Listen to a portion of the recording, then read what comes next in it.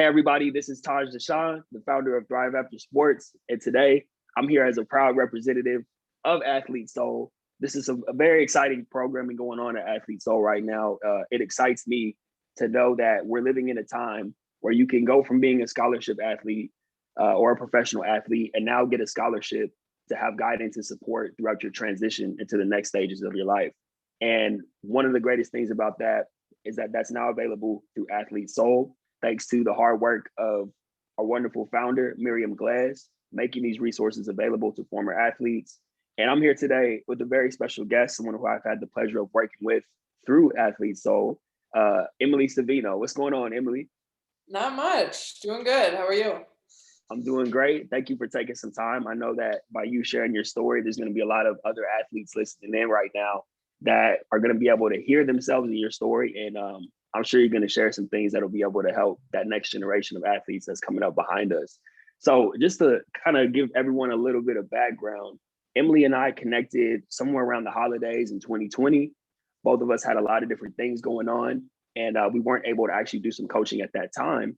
And what ended up happening, like I said, Miriam Glass did a phenomenal job of fundraising through Athlete Soul, and some resources became available to put former athletes on scholarship to get some transition coaching. And so one of the first people that crossed my mind, because I remember Emily and I had such a great conversation, I was like, Emily would be perfect for this. So I reached back out, she connects with Miriam. We get a scholarship for Emily to be able to do some coaching. And, you fast forward about 2 months later, and we've been able to get a lot of work done. And Emily, I just want to tell you, publicly while we're recording here, it's been an absolute pleasure working with you. People like you make my job super easy. And this is why I love working with athletes, because we would meet up on our calls, do some coaching, and you would take it and run with it. So that makes me excited when we get back together and I'm like, oh, Emily's killing it right now, going above and beyond the things that we talked about. But let's just start out with this. I think it would be beneficial for people to hear. Can you talk about some of the challenges that you faced when your basketball career ended and you were trying to map out those next stages of your life? What was that like for you? Yeah, I mean, first and foremost, thank you, Taj, for everything you've done these past couple weeks. This has really been a great experience, and it came at the best possible time. So thank you for that. I mean, as far as my career goes, so I graduated in 2013, so that's 8 years ago now. And since then, I had a job at ESPN. I worked there for a couple years, had some really great experience, and was still trying to figure out my path. Like, obviously, that was like a dream job for me, just working there and, just working with everybody there and learning from some really great people in the industry. But it just didn't feel like me, which was a hard pill to swallow because, I'm sure a lot of people, that's like the apex of a lot of people's careers. But after that, I decided I wanted to go back to school and get my master's in athletic administration, because I really missed that community feel of being involved in an athletic department, because that's where I grew so much as a student athlete in college. So I wanted to be back in that environment. So I got my master's last year, obviously during COVID. So that was tough, because I kind of had to pivot and figure out, what can I do in the interim until I can get a position in college athletics. And while I was there and in the job that I previously worked at, I really found that event planning, and in working with Taj also, I really found that running events and like being involved with people and doing all of things of that nature that really lit me up. And so I'm on this path now where I'm really trying to explore that, and that's been really exciting for me. So I'm excited to see what the future holds, because I'm trying to break out of that shell of being the athlete, because that's how people have always perceived me as. I'm sure a lot of former athletes deal with the same thing, but I've always wanted more than that. And maybe it's event planning outside of sports. It doesn't necessarily have to be in that sports bubble. So, I feel like I've made great strides and great progress, and I'm really looking forward to seeing what the future holds for me. Yeah, thank you for sharing all that, Emily. One of the things that I wanted to touch on was how you said, you come out, you finish your basketball career in college, and you immediately go into this role with ESPN. And I remember that from one of our first conversations. That's a dream job. That's something that people would kill for. And, something that you thought was going to be, hey, this is my career. And what a great way to like land a gig with ESPN fresh off your career. But yet, like many athletes, you find yourself like, oh, this is not necessarily the life that I envisioned for myself, even though it may have seemed great. And it's one of those things where until you're actually completely done playing and you're in your career, you're not necessarily going to know. So thank you for sharing that, because it really just shows that it does take some time to figure it out, to land on your feet and to find clarity around what you want. And I think that, you've done a phenomenal job of doing that too, not just because this is the philosophy from the beginning. My philosophy and the mission of Athlete Soul is not just, to help former athletes find a job or to place you in a job. We're not a recruiting or a job placement agency. This is about your life. This is about finding something that you can wake up every day and be just as excited about as you were when you were playing basketball. And that's the goal, is for you to find that. So I wanted to ask you too, what are some things do you feel that you had to overcome during these past couple of months of you going through the Athlete Soul curriculum? What are some things that maybe were hindering you from finding that clarity, or maybe just some things that were, I guess, preventing you from having more of a role in the creation of where it is that you're going on your life path? Yeah, I mean, I think the biggest thing that comes to mind for me, being a former athlete and being a point guard and being a leader on my team, I have very high standards for myself. And I put a lot of pressure on myself to be a certain way. And this is how I should be, because I got a degree in sport management and I just got my master's in athletic administration. So I need to get a job in that field because that's what I went to school for. But that's not always the case. I think that's, I've definitely, over these past few months, I've definitely opened my eyes up to other avenues, and that don't necessarily have to be in those little boxes. I think, like I said, I put a lot of pressure on myself. I hold myself to high standards, which is not a bad thing. And I think it's okay to recognize that too. But just trying to be easier on myself and giving myself more credit for what I have accomplished. Because this is a journey. It's not a sprint. This is something that is like, it's going to take a while to kind of map out, and I'm not always going to have it figured out right in this moment, which I think is a beautiful thing too. Just discovering what I like, what I don't like, and just realizing that it'll happen in the right time.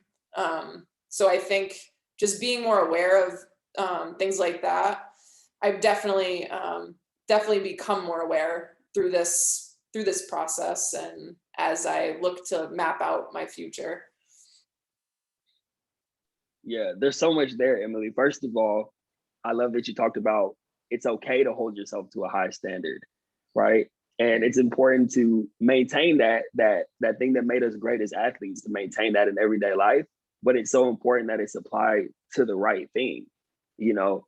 And you talked about other avenues, which I love that you touched on as well, because so many athletes, and we've talked about this many times, so many athletes are afraid to branch out and try other things. It's immediately they want to coach or they want to go into a role there's nothing wrong with that. But like we always talk about, you have so many other gifts that need to be explored and, cultivated, even created, like creating those things that light you up.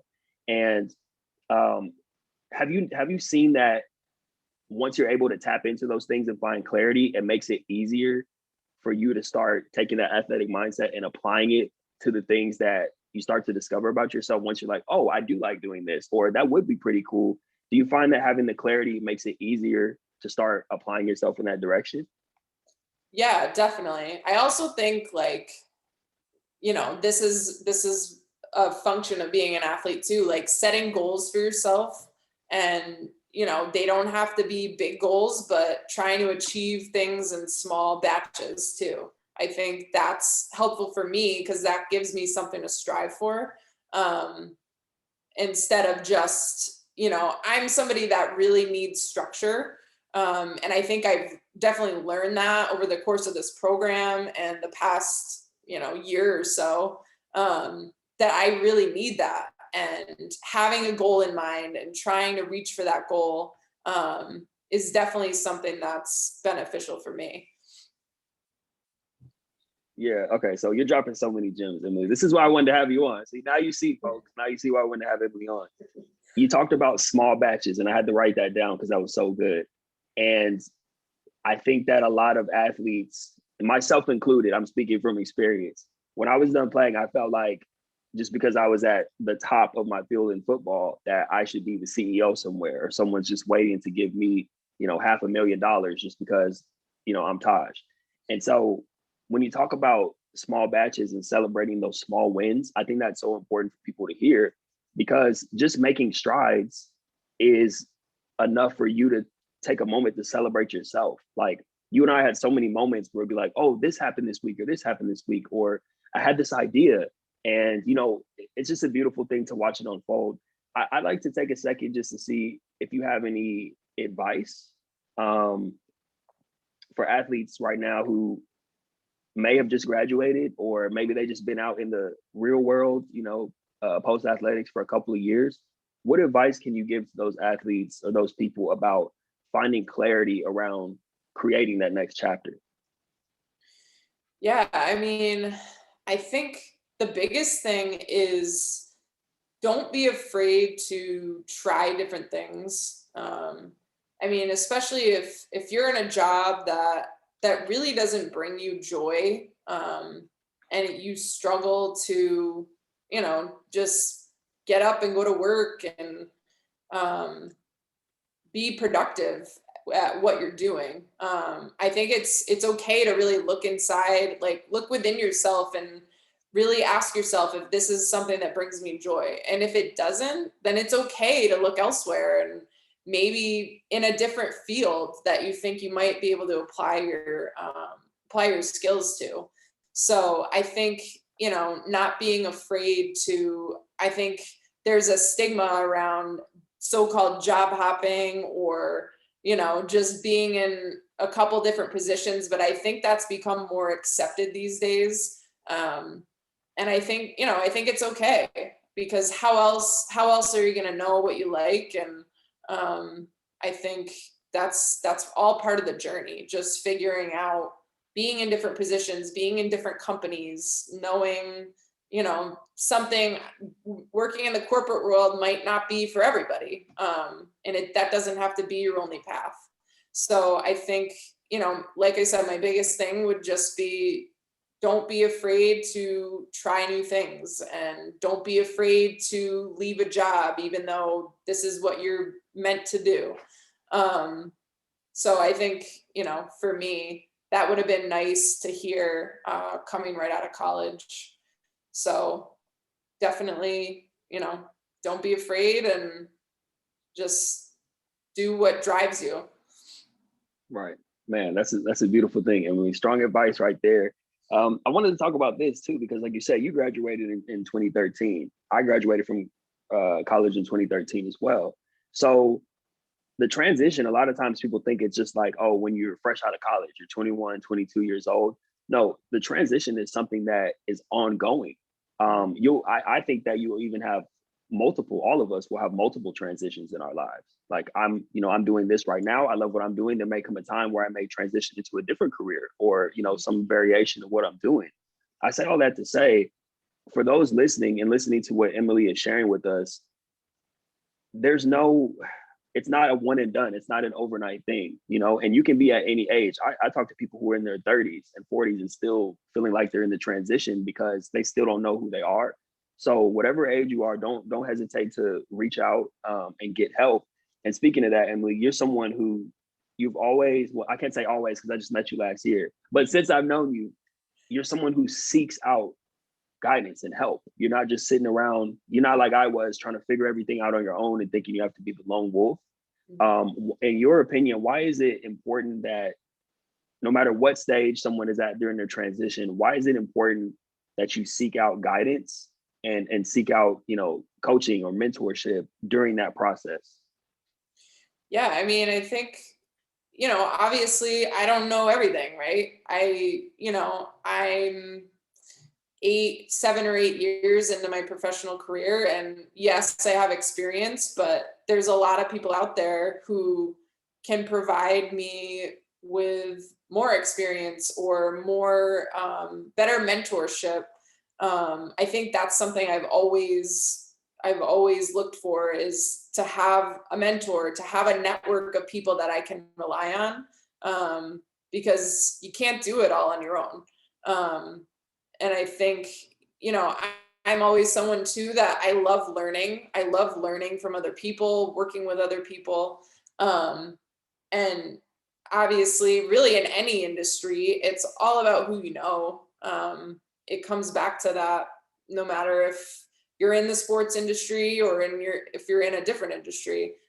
Connections are so important. And I think just being able to connect with people and really foster relationships and to get to know people so I can grow too. And I think that's only going to benefit me in the long run.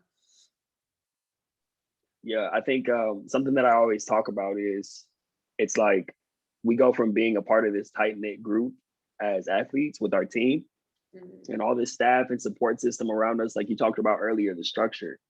And then a lot of us, myself included, I'm speaking from personal experience once again, you go from being in that team environment to now I'm just going to do it all by myself. I don't need people. I don't want people to know that I don't have it all figured out. So, I'm just going to isolate.